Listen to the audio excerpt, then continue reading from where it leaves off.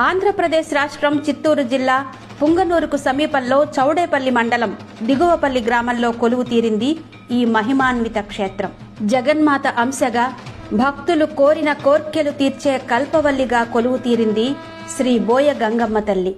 ఆనాటి యుద్ధ రణభేరిలో నవాబులపై భీకర దాడి చేయగా అమ్మవారి ఖడ్గ ధాటికి అతిపెద్ద రాతిగుళ్లు సైతం నిట్ట నిలువుగా చీల్చబడడం నేటికి ఆలయ ప్రాంగణంలో ప్రత్యక్ష సాక్ష్యంగా మనం చూడొచ్చు. భక్తులు తమ కోరికలను కోరగా మేకపోతులను పొట్టేళ్లను మొక్కుబడులుగా చెల్లించుకుంటారు.